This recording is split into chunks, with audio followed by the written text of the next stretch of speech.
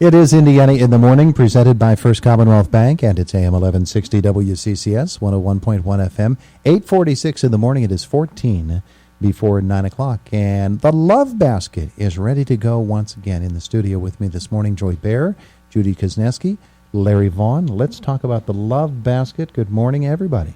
Good morning. Good morning. It's good to have you with us here today. Now, the Love Basket, the big collection day is coming up this weekend.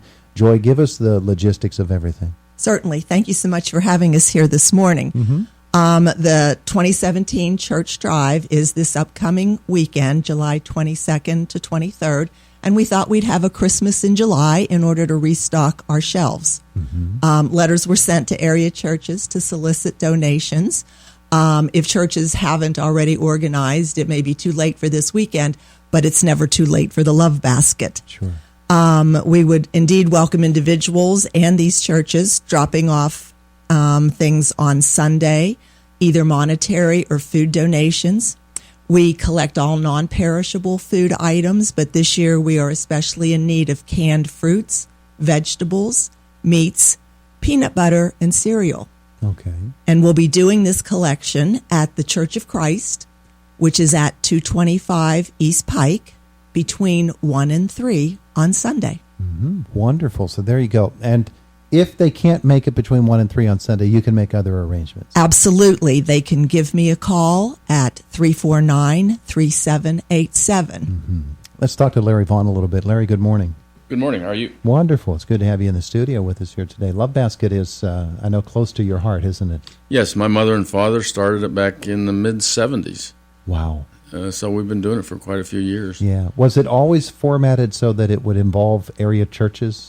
No, it's evolved over the years. And around Thanksgiving, Christmas time, Joy Behr organizes collections from all the school districts.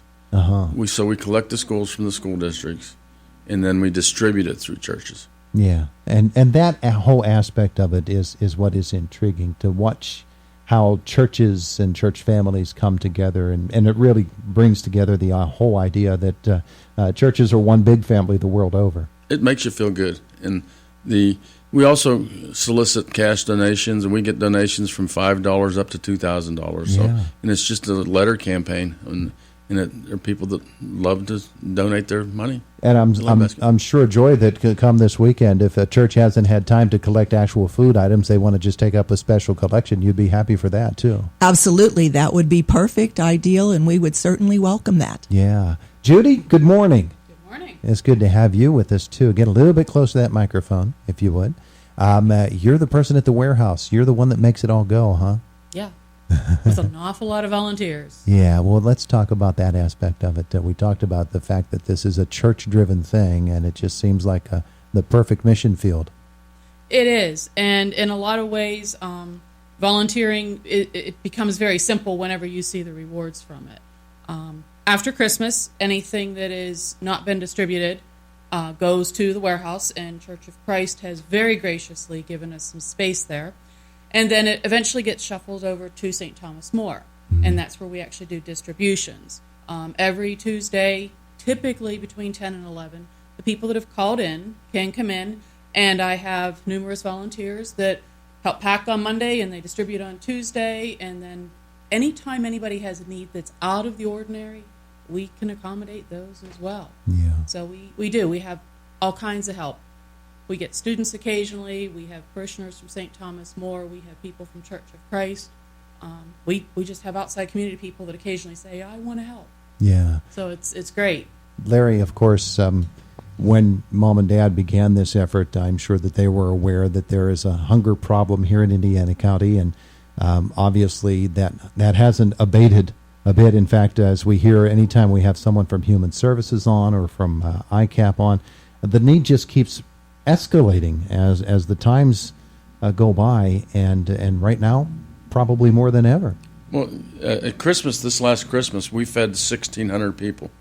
And wow. the schools give us the non-perishable goods, but then we take the cash donations and buy the turkeys and the chickens and the potatoes and the bread. And Judy, how many people do you feed every week or every month? Every month, we're probably between 20 and 30 families. Now, it does fluctuate. but on an average, that's probably what it comes out to. Yeah. And the needs that the people have are varied. Some of them have just lost a job. Some of them are in, medical expenses have outdone anything, and they need help. We have people that just plain can't make ends meet, and they're hardworking people. Yeah. We're not talking people that are necessarily unemployed all the time. Yeah.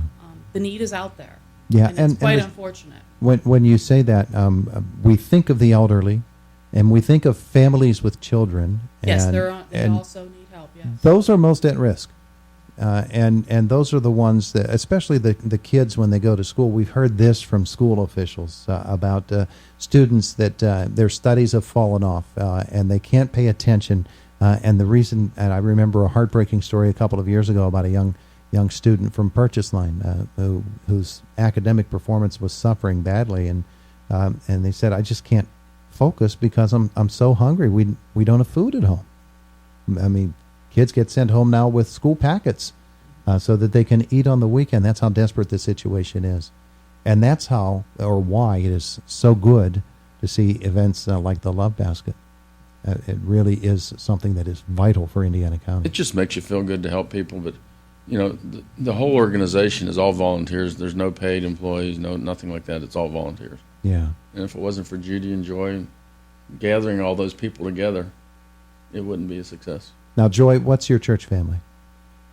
St. Bernard's. And I'm sure that they, like all of the other churches around our area, have people that are so dedicated to the Love Basket that it's really heartening. Absolutely. In fact, we became involved with this ministry at St. Bernard's through Father Joe many years ago because we thought this would be a good family project for us to be involved in. And then as the years went by, my role kind of evolved into what I'm doing today. Yeah. Well, with all of the need, I'm sure that you are someone who hears a lot about specific areas of need for folks, and people need to know where to come. So for families who are suffering in some way and have no idea where they're going to get their next meal, how do they get hooked up with the Love Basket? They can call St. Thomas More University Parish, and there are prompts through the answering service. Their number is 463-2277. And then we retrieve those messages and contact them as to when they can come and pick up their donations. Word of mouth, a lot of people hear about us through word of mouth. But that's the number to call, and we will get back to you. And if we don't, please never hesitate to call us back. But the number is 463-2277, and then we pick up the calls and see how we can help them. 463-2277. That's a number to write down.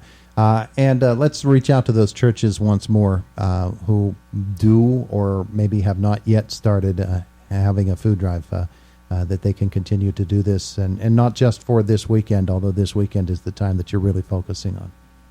That's correct. But again, we would welcome donations anytime during the year. And if they have questions about that, I'll be happy to answer them. And my number again is 349-3787. But again, we don't want to limit ourselves to just schools and churches.